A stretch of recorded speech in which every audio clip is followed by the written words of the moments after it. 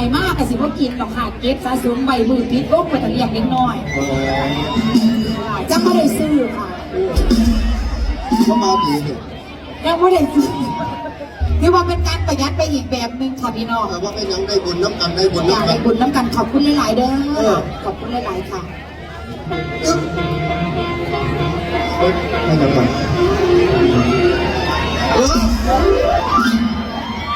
เห็นมาดามปีเต้อย่าฝากเต้ดอกเนื้อไก่ขอผมทำในเด้อช้า ก็ได้ที่ไหนมาอาปีเนี่ย อะไรครับอะไรครับ ขอเบาน้ำในหน้าซ้ายเขาไม่ได้รอดไว้จังสั้น ว้าวนำในเด้อช้า